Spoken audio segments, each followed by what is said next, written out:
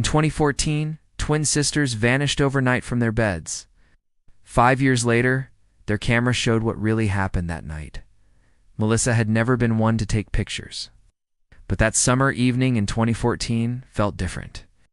The warm orange sunset spilled through the windows of their upstate New York home, casting a soft glow over her twin daughters, Hannah and Sophie, as they danced barefoot in the living room.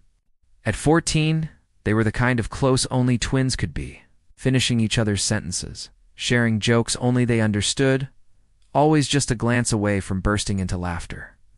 Daniel, Melissa's husband, stood by the old bookshelf with a worn-out camcorder in his hand, watching his daughter spin around like the world would never change. His smile was tired, but full of love. He had just come home from a long shift, still in his uniform, but he knelt down beside them without hesitation. Pulling both girls into a tight hug, they giggled and wriggled in his arms, and Melissa caught the moment on their pink digital camera, the same one Hannah had begged for on her birthday 2 years earlier. It would be one of the last pictures ever taken of them together. That night was ordinary, peaceful, the kind of night Melissa would later replay over and over, trying to spot something, anything that had felt off. The girls went to bed around 10 o'clock. Hannah wore her favorite green pajama set with the cartoon cat. Sophie tucked her ragged plush bunny under her arm. They shared a bedroom at the end of the hall, door always half open, window cracked just enough to let in the summer breeze. Melissa kissed them both on the forehead. Daniel peeked in a few minutes later and whispered something that made them laugh softly in the dark. Then the hallway light turned off, and everything went still. By morning, they were gone. No broken glass, no signs of struggle, no footprints in the dewy grass outside the bedroom window. Just 2 beds with rumpled sheets and a silence that would never leave the house. Melissa's scream echoed through the neighborhood as the sun rose on July 9th. Daniel ran down the street barefoot, yelling their names. Police arrived in minutes, then the detectives, then the FBI. But the house told them nothing. No neighbors had seen or heard anything. No vehicles had been noticed. There were no ransom calls, no notes, no threats, nothing. By that evening, the case had already made national news. 2 14-year-old girls had vanished from their beds without a trace. And the town of Stillfield would never sleep peacefully again. The FBI didn't hesitate to reopen the case. By the next morning, 2 agents were in Melissa's living room there. Coffee steaming untouched as the pink camera sat between them on the table like an explosive device. Agent Ramirez, a calm and observant woman in her early 40s, leaned forward as the video played. Agent Keller, younger, scribbled in his notebook. When the clip ended, Ramirez spoke first. "Sure you didn't see this before?" Melissa shook her head. "I packed it away with their games. I thought the batteries were dead. I didn't touch it for years." Ramirez nodded and rewound the clip. "She says the man spoke to David. That might be something." Keller glanced up. "Can we talk to your ex-husband?" Melissa's mouth dried. "Haven't seen David in 4 years. We divorced in 2015. I think he moved to Colorado, but I don't know where." The agents exchanged a look. Ramirez jotted something on her notepad and then carefully slipped the memory card into an evidence bag. "We'll run forensics on this," she said. "Meanwhile, we'll try to locate David and review any old contact logs. Do you have any idea who the girls might have been referring to?" Melissa exhaled slowly. David had a friend, Stephen. They were close, used to be co-workers years ago. Property management or something. "I always felt uneasy around him, but I never had a reason." Keller was already writing. "Full name? Stephen Granger? I think he moved to Portland. It's where David used to visit sometimes for business." Ramirez nodded. "We'll find him." That night, Melissa couldn't sleep. The video played in her mind on a loop. Hannah's nervous giggle, Sophie's worried eyes, the way they leaned closer together when the man was mentioned. Someone had been watching them, not just in the general sense of paranoia, but someone real, someone they could describe, someone who knew David. That single idea burrowed deep into her thoughts and refused to let go. She rose at 2 a.m., padded barefoot to the twins' room, and stood at the threshold. The window was still the same, unlocked. That tiny crack had changed everything. She sat on the edge of Hannah's bed and whispered into the darkness, "I'm going to find out what happened to you. I swear it." Caused quiet ripples within FBI ranks. The Elm Hollow disappearance had been shelved years ago. Tragic anomaly with no physical evidence, no suspects, and no motive. But now a first-person video emerged, and suddenly it wasn't just a cold case anymore. It was a possible internal oversight, and it needed eyes. Agent Ramirez filed a request to travel to Portland. Stephen Granger had a light criminal record. A trespassing charge in 2009, dismissed. But he had appeared on a few obscure FBI watch lists in the past, flagged during a wiretap investigation that had never materialized. He wasn't clean. But he wasn't dirty enough to arrest yet. Melissa began going through David's old belongings that had been left behind in the attic. She needed something, anything, to piece together a pattern. An address, a receipt, a letter. Among the boxes of tax documents and faded photo albums, she found a small black notebook tucked between two manila folders. Inside were dates, names, scribbled notes. Most of it seemed mundane. Business meetings, project estimates, rent collections. But 2 pages stood out. April 14th, 2014. SG says, "Don't worry, he's handling it. No loose ends." April 22nd, 2014. Gone. "I can't breathe." Melissa's fingers trembled as she snapped photos of the pages and sent them to Ramirez. Response came swiftly, "Don't show anyone else. We're tracking them now."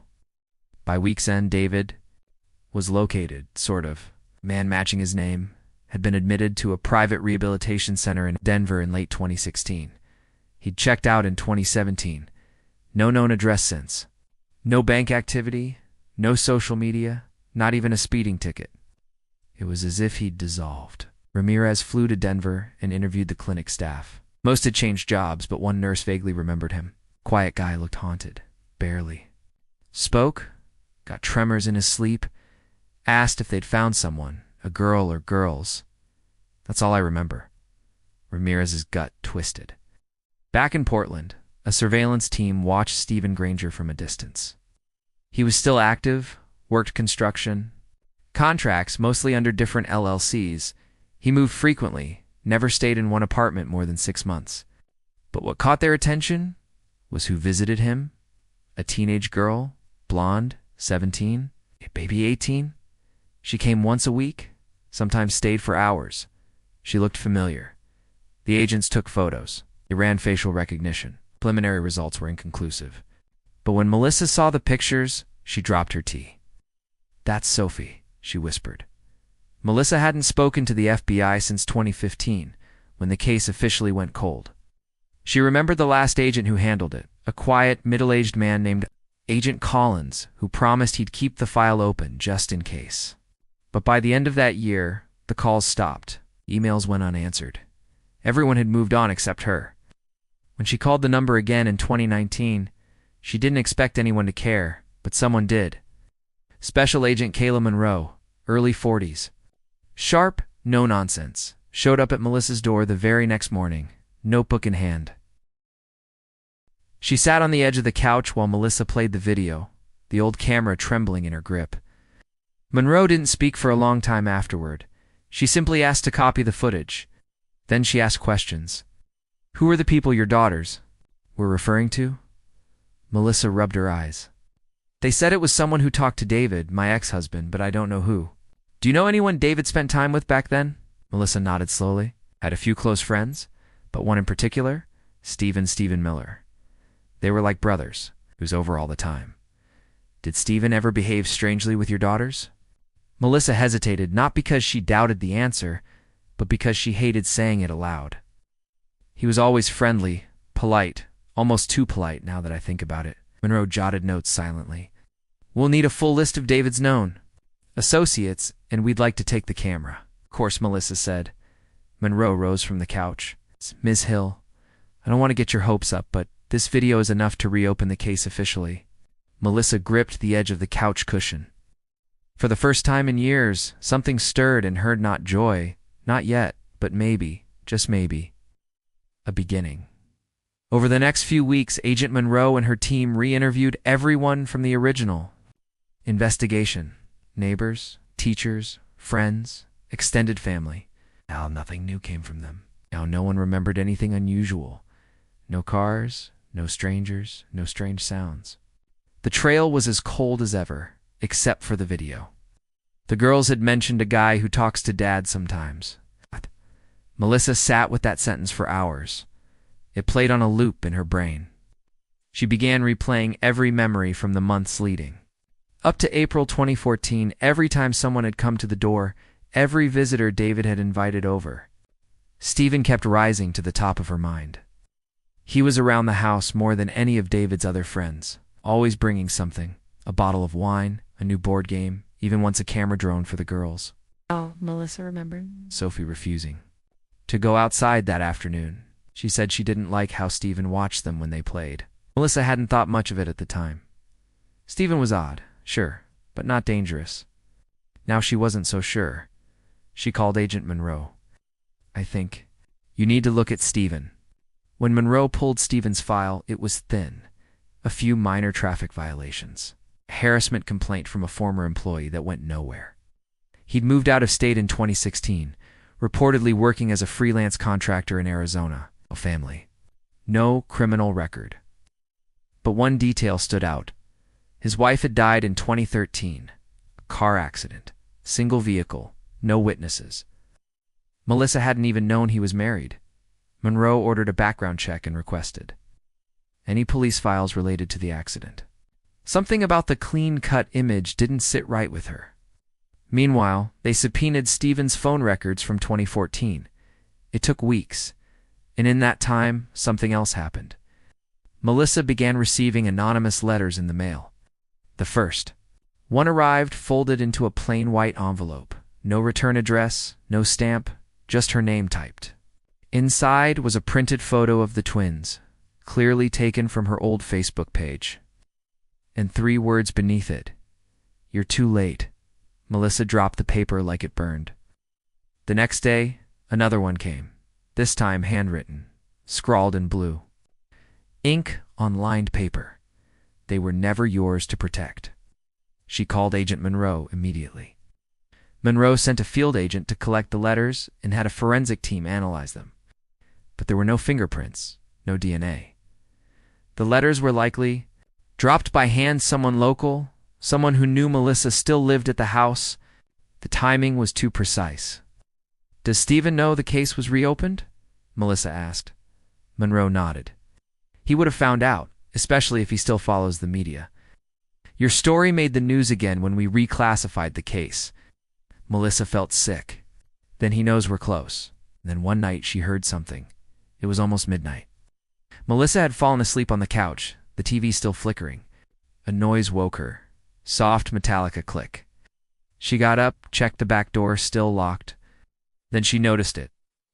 The curtain in the twins' room was swaying. She walked down the hallway, heart pounding. The window was closed, but the screen had been removed. A tilt the light like tilted slightly. She called the police again. When Monroe came the next day, she didn't sugarcoat it. He's watching you. Melissa nodded, numb. Do you have somewhere safe you can go? I'm not leaving this house. A week later, the FBI got what they needed. Stephen's 2014 call records revealed repeated late-night calls to David's number during the weeks leading up to the girl's disappearance. Some lasted over an hour.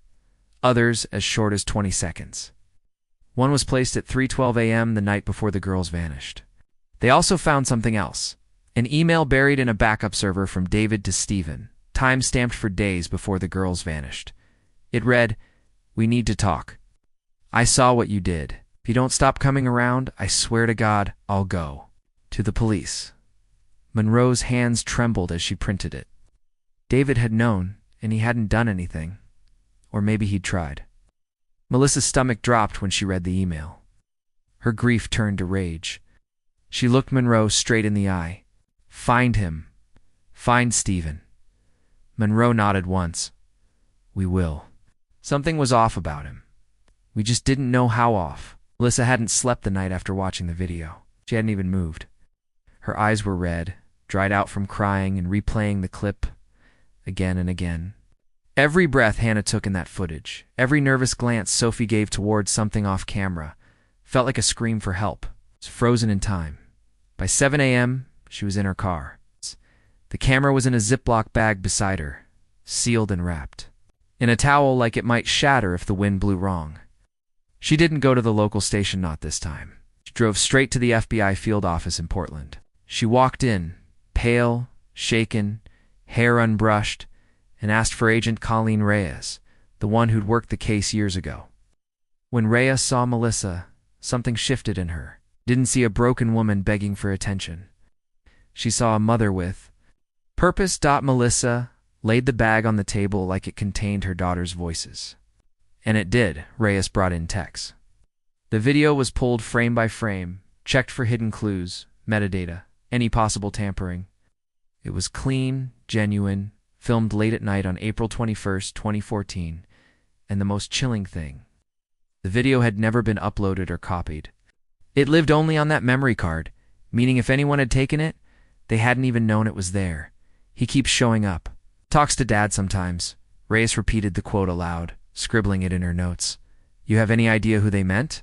Melissa swallowed. David had a few close friends. One especially. Stephen Hargrove. He was David's best friend in college. They worked together for a few years. He was around a lot back then. Reyes looked up. Stephen who? Stephen Hargrove. Reyes nodded. I'll need everything you have on him. Photos, last known. Address, workplaces, anything. Melissa's hands trembled as she scrolled through old digital albums on her phone. Birthday parties, vacations. There he was, Stephen, always off to the side, smiling politely, never front and center. But now that she saw it again, something clicked. There were more photos of him than Melissa remembered. He was at dinners, school events, even the twins' middle school play. In a few photos, his hand rested on Hannah's shoulder knot in a strange way. But now every gesture felt like a clue they had missed. Reyes took everything. A new task force was assembled. The case was officially reopened, and the search for Stephen Hargrove began. It wasn't easy to find. His last registered business had closed in 2016. The house listed under his name had been sold, neighbors said. He left suddenly, gave no forwarding address. Melissa never noticed. After the divorce, she'd stopped tracking anyone from David's side. The most recent lead came from a storage unit registered under an alias. It's rented since 2017. It had been paid in cash. FBI agents opened it in May 2019. Inside were boxes of personal items. Books, VHS tapes, journals, a few labeled photos. Most disturbing, a backpack that looked familiar, pink, faded, with a keychain that Melissa identified as Sophie's. The backpack had been carefully cleaned, no fingerprints, no blood, just emptied. But the fact it was there in a storage unit linked to Stephen meant one thing. He wasn't just a name in a video. He was part of whatever had happened to Hannah and Sophie. Melissa was kept updated in fragments. Reyes was careful not to overwhelm her. They were tracking Stephen through credit card slips, car registrations, old burner phones. They knew he was still alive. He'd been seen at a gas station in Idaho in late 2018, but finding someone like Stephen, someone who didn't want to be found, wasn't easy. That summer, Melissa started dreaming again, not peaceful dreams. Just replays, Hannah's voice on the video, Sophie's scared eyes. The sentence about someone talking to Dad. What had David known? Why hadn't he told her? She looked up David online. His name barely showed up. No social media, no job listings, not even an obituary. He'd vanished. To then came the second break. In early July 2019, a woman from Salem, Oregon, walked into a small community clinic for women. She was in her early 20s, pale, withdrawn. She didn't give a name, but the attending nurse thought she looked familiar. The girl had asked for antibiotics and prenatal vitamins. Prenatal. After she left, the nurse couldn't stop thinking. Her face triggered something. 2 nights later, she dug up an old missing persons report. Hannah, she was sure of it. Nurse called the tip line. FBI agents scrambled to retrieve CCTV footage from the clinic. Though grainy, the facial recognition software gave a 94% match to Hannah Pierce, Melissa's missing daughter. Melissa collapsed when she heard. Her daughter. Alive. Somewhere. It was real. It meant Sophie might still be alive, too. It meant Stephen was very, very close. The tip turned everything into motion. Investigators canvassed clinics, shelters, small towns. A pattern emerged. Hannah had been seen before in Spokane, in a quiet neighborhood in northern Oregon, always alone, always gone before anyone could follow. But in every sighting, she was older, worn, aged beyond her years. It broke Melissa in two. Where was she living? Who was she with? Why hadn't she come? Home. The questions haunted Melissa, but the next clue would answer at least one of them, more so they thought. It came from a delivery driver named Chad. He called the FBI after recognizing Hannah's face from a bulletin. He said he delivered groceries to an apartment in a rundown building 2 towns over. A girl who looked just like the photo took the bags. She never smiled, never spoke. But what Chad remembered most, she wasn't alone, he said. A man opened the door from inside, balding, maybe mid-50s. He didn't say anything, just nodded at me. But the way she looked at him, Chad paused, choosing his words, like a scared dog looking at its owner. Reyes's team raided the building within 48 hours. But by the time they got there, the apartment was empty, clean, no fingerprints, no personal items, no clues. Whoever had been there, they were already gone, and they knew someone was coming. Melissa felt the world slipping again. Her daughter was right there, and now she was gone again. But one thing had changed. Now they knew. Now Stephen knew they were looking. Now the hunt had become personal, and the clock was ticking. The FBI officially reopened the case within 72 hours of Melissa handing over the camera footage. It wasn't conclusive, just a 1-minute minus 23-second clip, but the girl's fear was unmistakable. In the line, "He talks to Dad sometimes." That alone was enough to crack open what had been sealed for 5 years. Special Agent Lena Marsh was assigned. A quiet woman with sharp instincts and a reputation for solving what others couldn't. She didn't start with evidence. She started with the house. She stood in the twins' room for 15 minutes, silent, observing the posters, the old laundry hamper, the school book still on the desk. Then she asked Melissa one question. "Was there anyone your husband trusted that you didn't?" Melissa hesitated. David's best friend. He was always around, too often, honestly. Lena didn't blink. Ever notice anything strange about the way he was around the girls? Melissa looked down. Not exactly, but he lingered, stared too long, hugged a bit too close. That was enough. Stephen, long since moved to towns over, had never been interrogated during the original investigation. Now he was. He smiled as if it was a reunion, offered the agents lemonade, said he missed the girls dearly, claimed he was with David the night they vanished but couldn't remember where. Then Lena asked to search his property.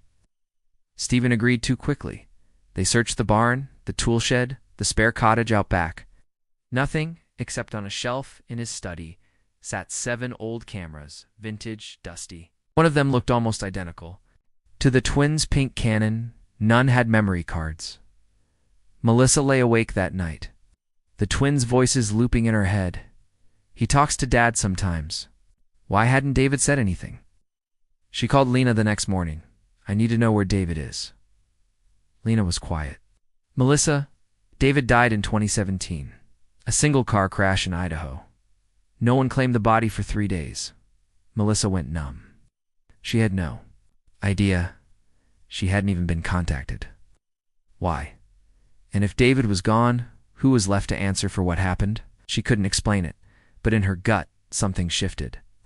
Like she'd been looking through fog, and a shadow was starting to take shape. But she still couldn't see its face. Melissa had been warned. Revisiting trauma is like peeling away layers of your own skin, painful, raw, and revealing more than you expect. But after that chilling video of Hannah and Sophie surfaced, she didn't have the luxury of fear anymore. The moment she handed over the memory card to Agent Riley, the FBI reopened the case. The girls were no longer just a tragic cold file. They were a whisper waiting to be heard. And so the house was no longer quiet. Investigators came in waves, some in suits, others in jackets, marked evidence response team. They swept the bedroom, dusted corners Melissa hadn't dared to touch in 5 years. They photographed walls, took the old window lock, and even peeled off the floor vent grills. Nothing was too small, no detail too insignificant. One morning, Melissa watched from the hallway as a young female technician scanned the carpet with a handheld black light. The girl paused near the corner beside Sophie's nightstand. Something, she called softly. Everyone leaned in. A faint, almost invisible smudge appeared, rounded, narrow, like the toe of a boot facing into the room. A print that hadn't belonged to any of the girls. Riley crouched beside it, jaw tightening. "We'll lift it," he said. "Send it in for comparison. It's old, but we might get lucky." Melissa's heart thudded painfully in her chest. She had walked past that exact spot 1,000 times. How had she never noticed? That night, Melissa couldn't sleep. The house, now empty of investigators, felt cavernous and suspiciously still. Every creak of wood sounded like someone exhaling. She turned on. Every light and made tea she didn't drink. Her fingers hovered near her phone, itching to call someone, anyone. But who was left? David hadn't responded to her email. Not that she'd expected him to. Still, part of her wondered where he was, what he'd say if he saw the video, if he even wanted to. Just before dawn, she fell into a shallow, dreamless sleep on the couch. And when she woke up, her inbox had a single reply from David Walker, subject, the video. "Don't know what to say, I'm sorry. I had no idea they felt that way. I didn't know they were afraid of him." Melissa stared at the screen, breath-catching. "Afraid of who, David?" But the message ended. There no clarification, no name. She typed out a dozen replies, deleted them all. Instead, she forwarded the message to Agent Riley with a short note. He knows more than he's saying. The following week, the FBI widened their investigation. If the girls were suspicious of someone their father knew, it meant digging into every man David had ever brought into their home. Every friend, every colleague, every handyman.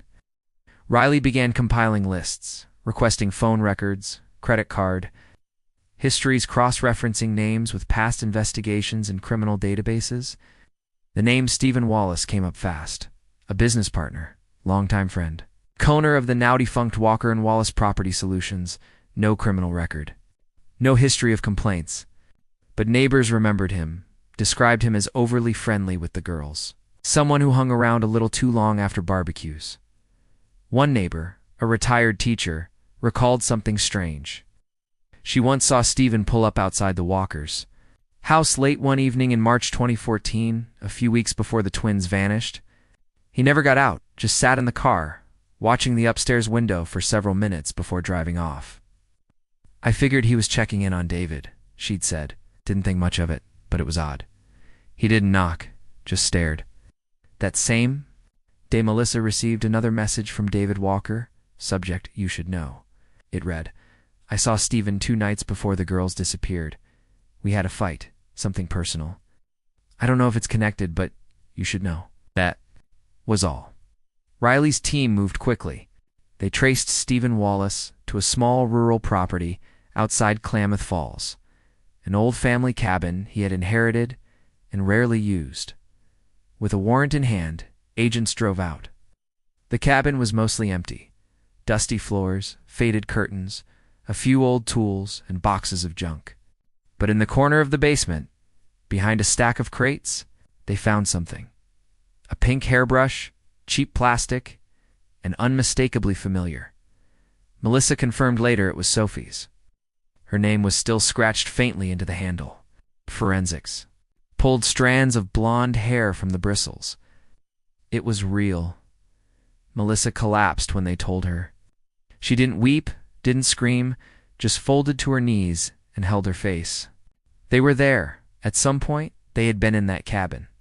But when, why, and how had Stephen hidden it so well? While lab tests were underway, Agent Riley ordered a forensic sweep of the old property records. That cabin wasn't just Stephen's. It had been purchased under a shell corporation, a business entity registered to an address in Wyoming where Stephen had never lived. Someone had gone to great lengths to make it invisible. And then came a tip. A local man who'd once worked as a contractor on the cabin called in after seeing the case revived on TV. He remembered something strange.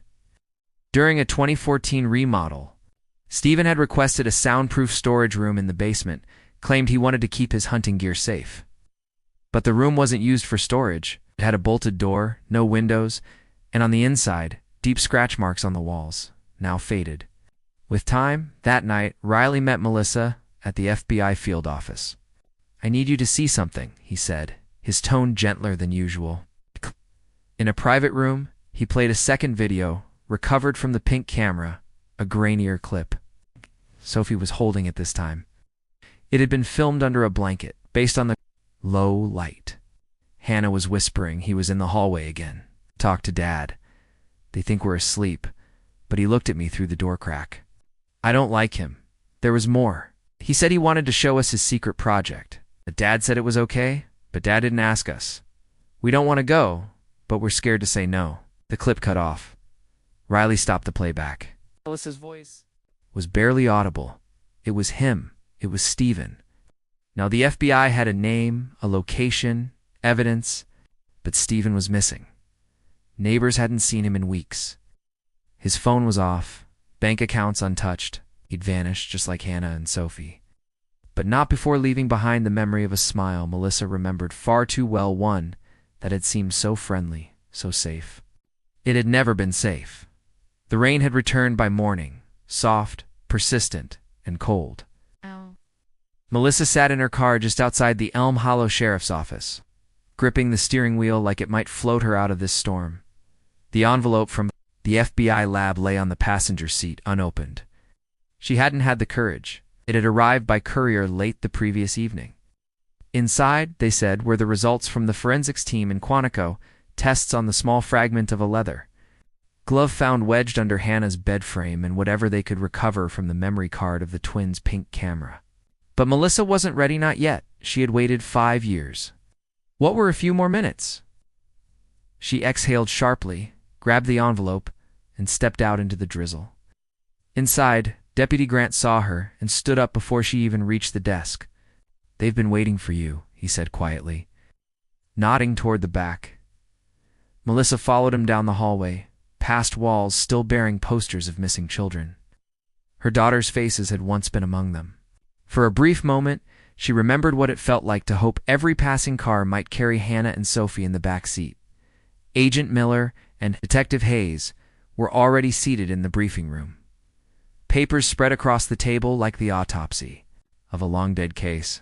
"We ran the DNA on the glove fragment," Miller said without preamble. "It doesn't match anyone in the National Offender Registry, but we did get a familial match." Melissa leaned forward. Her heart felt like it had stopped mid-beat. Hayes continued, "It's a 65% match with David Pierce, your ex-husband." Melissa blinked. "David," her voice cracked. "Not in the system. How could not him?" Miller said. "But someone closely related. A male, possibly a brother or a cousin." Melissa's breath caught.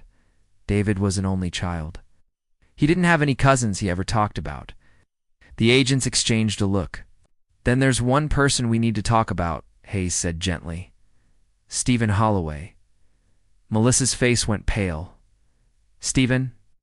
That's ridiculous. He was David's best friend. He was at our wedding." Miller nodded. "According to your original statement. He was a frequent visitor, came over often, sometimes even stayed overnight." Melissa felt her stomach tighten. "You think Stephen had something to do with this?" "We don't know," Hayes said. "But the leather fragment matches a pair of gloves registered to him in a 2012 burglary case. He was cleared back then, but the gloves were logged as evidence, same make, same stitching pattern, same tear at the wrist seam." Melissa's mouth had gone dry, but that was years ago. "So was your daughter's disappearance?" Miller replied. The storm outside had turned to sleet. Melissa walked slowly to her car, the envelope still clutched in her hand. She didn't remember driving home, only that her hands shook the entire way. When she reached her driveway, she didn't go inside. Instead, she sat staring through the windshield at the window of what used to be Hannah and Sophie's room. She thought back to that old video, the one the girls had recorded the night they disappeared. "He talks to Dad sometimes, Hannah had," whispered. "He says creepy stuff." He, not Dad. Someone else. Someone who knew David. Someone who had been close enough to feel like furniture. Melissa didn't sleep that night. She dug through old albums, photo after photo of Stephen and David standing shoulder to shoulder. Cookouts, birthday parties, even a camping trip where Stephen had taken the girls fishing while David napped in the hammock. Had there been signs glances too long? A smile that didn't quite reach the eyes? By dawn, she had made a decision. She drove back to the sheriff's office, this time not as a grieving mother, but as someone ready to fight. "I want to see Stephen," she told Agent Miller. He looked at her, measured her resolve, then nodded. Stephen Holloway still lived in Oregon, but had since moved north to a cabin-style property near the coast. Isolated, quiet, off a private dirt road lined with pine trees that looked like they hadn't moved since the 1800s.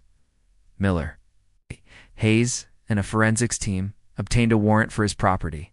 Melissa wasn't allowed to accompany them, but she sat in the station lobby.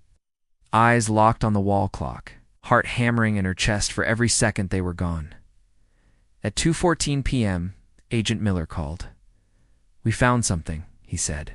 "We're bringing him in for questioning." Melissa didn't ask what they'd found. She didn't want to know yet. She needed to see Stephen's face first. Stephen sat in the small interrogation room like it was a dentist appointment, annoyed but not afraid. Melissa watched from behind the one-way glass, arms folded, knuckles white. "You ever been in that girl's room, Stephen?" Hayes asked. "Sure," Stephen said, "couple times. Dropped off Christmas gifts, that kind of thing." "You ever sit on their beds?" Stephen frowned. "I don't remember." "You remember owning a pair of black deerskin gloves?" "Yeah, years ago. Lost them." Hayes slid a photo across the table, a picture of the torn fragment. Stephen's mouth twitched. "Funny thing," Hayes said. "We found the rest of them in your workshop, buried under insulation in the attic, next to a pink sock." Stephen didn't blink. "You can find a sock anywhere, not with Sophie's DNA on it." Stephen went quiet, and then he smiled, a slow, crooked thing. "Too late," he whispered. "You'll never find them." Melissa's knees buckled. She collapsed into the chair behind her, chest heaving, vision tunneling. Agent Miller caught her arm. "Get him out of there," Miller ordered. That evening, Melissa stood outside Stephen's cabin as the forensics team combed the property. She wasn't allowed past the perimeter, but she didn't care. Being close to the last known place he had been, perhaps where her daughters had been, was enough. Dogs barked in the distance. One of the officers shouted. They'd found something. But what? Melissa stared into the tree line, heart a vice of fear and hope. Would this be the end, or another cruel chapter in a never-ending nightmare? Melissa sat in silence across from Agent Hartley, her fingers tightening around the loop of her purse like a lifeline. The video had left her with more questions than answers. That flickering image of her daughters, Hannah and Sophie, huddled in fear, whispering about someone watching them.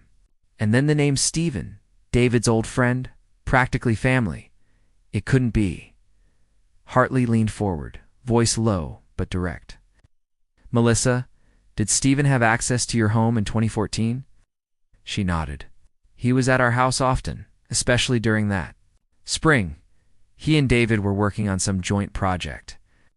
I don't even remember what real estate or something." "And you trusted him?" "I did," she said, then paused. "I mean, yes at the time, but looking back, there were moments he'd make little comments to the girls. Not inappropriate exactly, just odd, and David always brushed it off." Hartley scribbled something. "We're pulling his financials and travel. Records you, said he moved out of state." "Yes, David mentioned he relocated to Idaho, bought some land near the border. After the divorce, we never spoke again." Hartley's eyes were steely. "We'll find him." That night, Melissa couldn't sleep. The house groaned with wind or time or memory. She sat on the floor of the girls' room and played the video again, the 1-minute 23-second clip. Their voices nervous and sweet. The way Sophie touched Hannah's wrist right before the video cut off. As if trying to hold her in place, as if sensing something just beyond the lens. She kept wondering, why did they record it? Were they planning to show her? Or was it a desperate message in a bottle? Melissa closed the laptop. Her body felt electric with rage and hope. She had mourned her daughters for 5 years. Now something had cracked open. She wanted answers. She wanted revenge. Meanwhile, Hartley and the task force dug deeper into Stephen Caldwell's past. What surfaced was troubling. In late April 2014, just days after the twins' disappearance, Stephen had transferred a large sum of money, nearly $40,000, into a cash account. A day later, he signed over his Portland property and disappeared. His phone was deactivated. His business quietly dissolved. He didn't just move, Hartley said during a late-night call to Melissa. He vanished. The trail led to Idaho, a remote wooded area near Elk River, sparse population. Satellite maps showed a secluded cabin built off an old logging road. No neighbors within a mile, just trees, mist, and forgotten paths. "We're going there," Hartley said. "It took 2 days to get the warrant, another to assemble the team." Melissa wasn't supposed to know the details, but Hartley broke protocol and called her anyway. "If they're there," he said quietly, "we'll bring them home." She didn't ask who he meant by they. She couldn't. Not yet. The cabin was just as the satellite images promised. Small, brown, camouflaged by time. The trees crowded it like sentinels. No cars, no signs of life. But there was something else. A steel shipping container, half buried behind the property. The team approached quietly, guns drawn, no movement inside. The cabin was unlocked, dusty, deserted, but oddly lived in. Expired cans in the pantry, clothing. In the drawers, calendar on the wall stopped at June 2015, in the back room. They found a locked door with scratch marks along the floor. "Storage," someone muttered. Hartley's hands trembled as he pried it open. Inside, a staircase leading down into the dark. The basement was cold, silent, and then a sound. Soft, mechanical, a low, slow humming. A generator. They reached the bottom, a single cot, a metal table, chains bolted into the wall, and a VHS player. Still humming, still warm. On the table sat a stack of labeled tapes, dozens of them. Dates ranging from 2014 to 2017, all handwritten, some marked only by initials. Melissa's heart nearly stopped as she held the one marked HS Final. She didn't need to ask what it meant. The horror became real.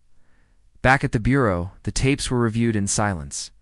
Some were damaged, others were blank, but a few showed. Glimpses, 2 girls, Hannah and Sophie, in different clothes, different hairstyles, gaunt, silent, alive. The tape dated into late 2016. The last known footage showed Sophie, thinner, clutching a worn-out teddy bear, staring blankly into the camera. Hannah sat beside her, unmoving. There was no sound and no indication of what came after. Hartley visited Melissa in person that night. "They were alive," he said softly, "at least until 2016. Melissa felt both hope and agony. "Where are they now?" He shook his head. "We don't know." Stephen vanished again. Sometime in 2017. "We think he may have taken them more, something worse." Melissa didn't flinch. "Want to see the tapes?" Later, alone in the viewing room, she pressed. "Play." There they were, her girls, changed, but still hers. She watched until her chest hurt, until the screen blurred through tears. Then she noticed something small in the background, a reflection. In one tape, a mirror caught a man's profile brief. Fuzzy, but recognizable. It wasn't David. It was Stephen. And then something clicked in Melissa's mind. A picnic out old photo albums. A picnic from 2013. A 4th of July barbecue. She zoomed in. There he was, Stephen, leaning too close to Sophie, a hand on Hannah's shoulder. How had she missed it? She called Hartley immediately. "There's more." "I think he was watching them long before they vanished." Hartley didn't hesitate. "We'll keep going. We're not done yet." Melissa stared at the paused video, her daughters frozen in time. Somewhere out there, answers still waited. Yes. And she would not stop until she found them. The room was dim, save for the flicker of the paused footage still glowing from Melissa's laptop. Melissa sat hunched at the dining table, a cold cup of coffee untouched beside her, her eyes red from hours of watching. The video of Hannah and Sophie whispering warnings had become a drumbeat in her skull. Every frame memorized, every pause, haunting. But the whispers weren't just ghosts now. They'd become names, fragments, timelines, threads, and something was finally pulling them taut. Special Agent Ramirez had gone quiet. His team had been compiling every visitor record, maintenance schedule, and third-party access to the Pierce residence from 2013 to early 2014. Everything trash pickups, landscaping invoices, even visitor logs from David's office was being re-examined under the kind of microscope only the FBI could wield. Melissa had been helping in any way she could. She was allowed access to a filtered subset of what the Bureau was discovering. And that morning she received a list, a spreadsheet, 23 names. Most were eliminated immediately. Then there was one. Name marked with an asterisk. Stephen Marlowe. It hit her like a frozen wave. Stephen had been David's closest friend, practically family. Their girls used to call him Uncle Steve. He was around often. Holidays, birthdays, sometimes late nights when David hosted game nights or watched football. He was loud, charming, maybe a bit too much at times, but Melissa had never thought much of it until now. She stared at the name, the columns beside it labeled access granted, multiple dates, and unexplained presence. Last entry, April 20th, 2014. That was the day before the girls vanished. Melissa's pulse quickened. She called Ramirez. "I know this name," she said. "I know him." His voice on the other end was suddenly sharp. "Tell me everything." Stephen Marlowe was brought in for questioning that same afternoon. It wasn't a formal arrest yet. He wasn't even on record as a suspect. But something in his behavior raised red flags the moment he sat across from Ramirez. He smiled too easily, laughed too quickly. When asked about David, he answered with vague praise. "Great guy, really. Tough times, sure, but we were like brothers." When asked where he was the night of April 21st, 2014, his answers faltered. "Home, I think. Maybe working on the cabin." My ex-wife might remember. When asked about the twins, he looked down. "Beautiful girls. Just beautiful." That pause, just a beat too long, was enough for Ramirez's team to dig deeper. They pulled old property records. Stephen owned a storage unit facility 2 towns over. One unit had been transferred to his name just 4 days after the twins disappeared. The paperwork was flawless. That night, the unit was raided. Inside, furniture, boxes of miscellaneous junk. Nothing remarkable until a false wall at the back of the unit was discovered. Behind it, they found an old suitcase. Inside, the suitcase were 2 necklaces, custom-made silver, engraved with the names Hannah and Sophie. Ramirez called Melissa personally. Her legs gave out beneath her. Suitcase triggered an official shift. Stephen was no longer a witness. He was a prime suspect. The FBI didn't move immediately. They needed a trap, a plan airtight enough to hold in court. Melissa, meanwhile, descended into a state of half-living. She revisited old photos, old receipts. She remembered how Stephen had always insisted on helping David fix things around the house. How he'd once repaired a broken lock on the twins' window. How he'd offered to babysit when she needed to run late errands. Memories blurred with suspicions. Then came the second break. An FBI tech, analyzing the girls' recovered camera files, managed to extract metadata from a corrupted video. The footage itself was unsalvageable, but the audio wasn't. Or a 6-second clip. A male voice. "You promised you wouldn't say anything. You lied to me." Then Hannah's voice. "We were scared. Sophie, please don't." Loud noise. Then silence. The audio was traced through voice analysis software. It wasn't David, it was Stephen. The FBI waited until they were certain. They tracked Stephen's movements for 5 days. Then, as he exited a highway rest stop off I-84, he was intercepted by a tactical unit. The arrest was quick, quiet. Inside his truck, they found a glove compartment packed with IDs, multiple aliases, a burner phone, a keychain with an engraved charm, for the girls forever. Stephen didn't fight the arrest, didn't say a word not until the interrogation. Ramirez played the audio clip. Stephen leaned forward, smiled, and whispered. They didn't scream. When Ramirez presented this to Melissa, she shattered not just from grief, but from rage. Because beneath it all, she knew something was still missing. Where was David? Where had he gone? Why hadn't he ever come back? Then a final bombshell. An anonymous tip delivered through an encrypted line to the FBI's office claimed to know the truth. The caller refused to identify themselves. But what they said chilled everyone listening. If you want the full story, dig under the cabin.